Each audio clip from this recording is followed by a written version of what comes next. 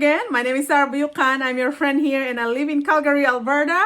If this is your first time to watch my videos, welcome. And to all my returning subscribers, thank you so much to every one of you guys who always support my channel. So anyway guys, on today's video, I'm going to give you at least 12 jobs. The reason why I said is no IELTS is because not all jobs here in Canada need IELTS, especially those unskilled jobs.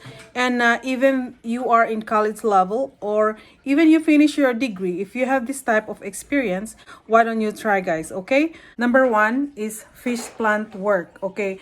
This type of job mostly in Halifax, okay? If you are going to do your research and go to the YouTube videos, search those fish plant people doing those vlog with the work experience, mostly are Filipinos, okay? Number two guys, honeybee farming. You need to do your own research, okay? Don't just rely on me. I'm just giving you these tips of jobs here in Canada, okay?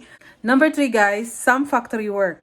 Number four guys, dairy farm. Number five, mushroom picker. Number six guys, nanny jobs, okay? If I say nanny jobs, no IELTS, it's only in the province of Quebec guys, okay? The only French speaking province in Canada is they are the old pathway for the caregiver or nanny jobs. That's why they don't need IELTS. Otherwise, if you are applying another province here in Canada, you need to have IELTS, okay?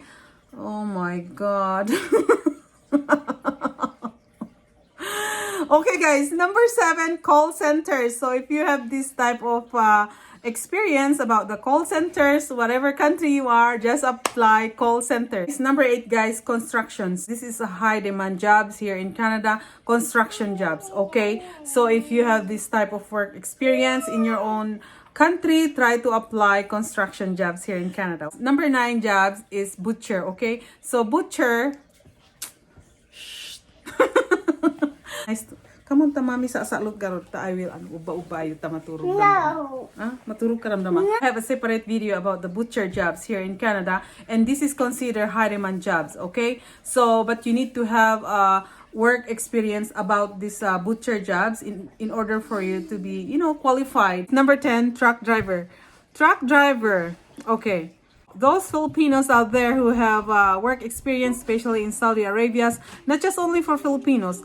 When you are a truck driver here in Canada, you have to consider either you hired like a long distance crossing the border from Canada and United States. Number 11 guys, hotel jobs here in Canada. So if you are like an HRM graduate or you are working like in a hotel like with the experience, try to apply here in Canada. Number 12 guys is a farm work, okay? Farm work like a fruit packer, farm jobs here in Canada are seasonal jobs. So seasonal job means to say your work contract, either you work only for 6 months and then after 6 months, if your employer want to continue hire you, then that's the time they give you another work permit. Disclaimer guys, I'm not an agency here in Canada. I'm not belong to any immigration consultant here in Canada. I don't give any jobs. My job is to give you some information about the jobs here in Canada. Mean to say you have to do your own part, okay? Continue to do your own research. Okay guys, the question now is, Sarah, you are just giving all these jobs and what are the website we can check? Okay, go to indeed.ca. Type indeed.ca guys.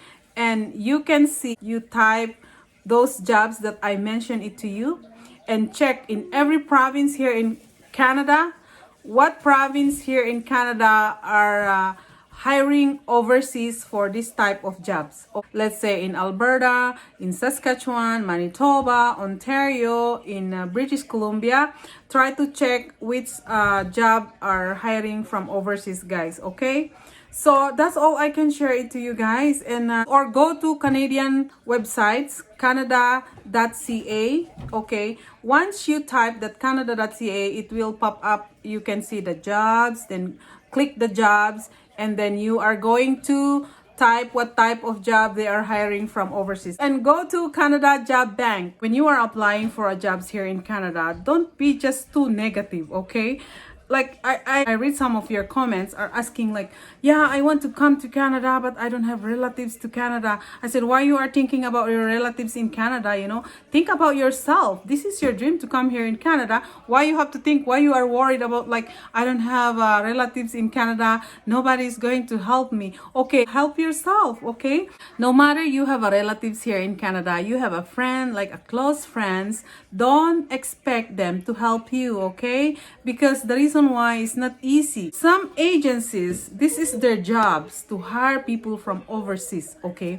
This is their business. So this type of job, guys, you need to have a LAMIA, you know, labor market impact assessment, you know. So those unskilled job, mostly you come by yourself. You don't have to bring with you your family, okay?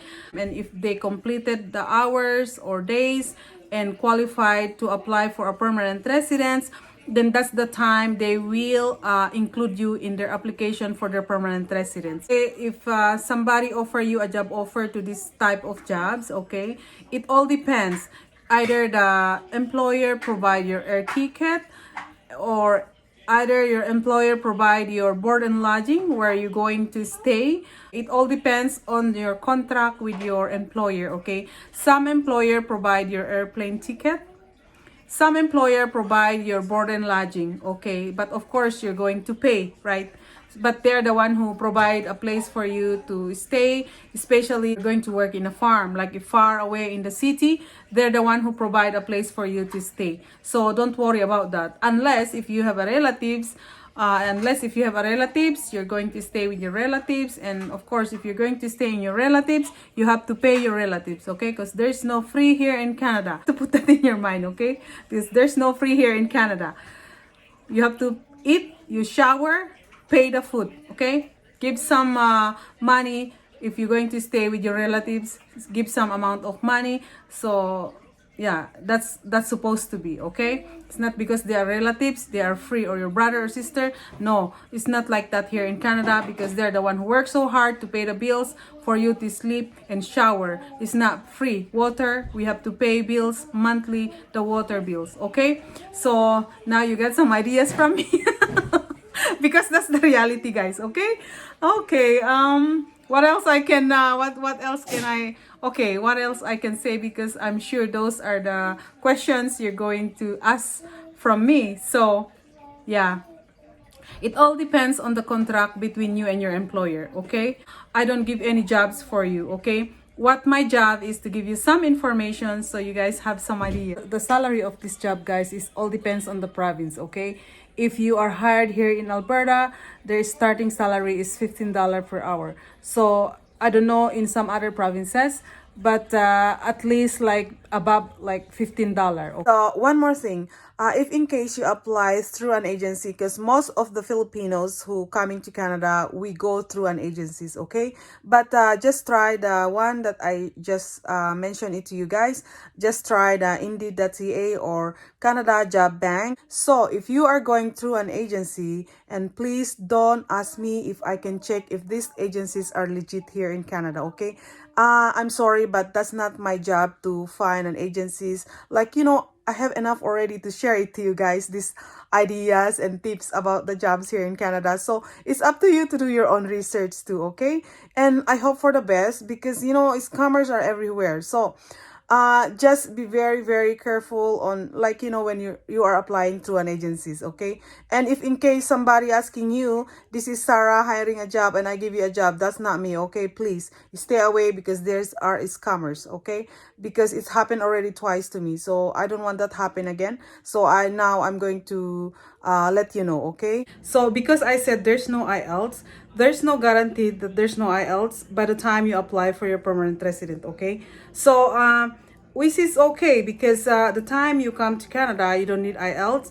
But when you try to apply for your permanent resident, sometimes the immigration said, this is the requirements for you to become a permanent resident, and you need an IELTS, right? So yeah, that's the time you are already in Canada. You have the chance to increase your knowledge about the English. You either go to school and study some English and improve your English, and by the time you can pass your English exam, okay? I just carry my son, okay?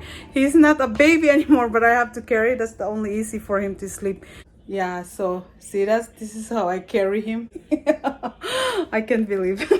It's my quiet time here in the day home, and some day home kids already sleeping, you know, and my son, I have a hard time for him to have a nap, and otherwise he make noisy and make them awake. So this is only the way for me, so he can sleep and life is good. Not all Filipinos carry their babies like this. In my own culture, because I'm an Ifugao, right? Ifugao means like people from the mountain, Cordillerans in Philippines, or indigenous people, yeah. So that's how I carry, okay? So because you might thinking about Filipinos, this is how they carry their babies, but it's not. But this is how we do. That's how I do. I carry him like this. When he was, all my babies we carry like this when they're sleeping, like that. So yeah. My mom when she's here in Canada, I have a small day home kids. My mom carried them like this because sometimes they're crying, you know, when they are babies. Their parents drop them in my home. Sometimes they just cry and my mom carried them like this. And they just sleep comfortably. I'm going to put him in bed, and that's my trick for him to sleep easily. So anyway guys, thank you guys for watching, and I'll see you for my next video. God bless you and bye-bye.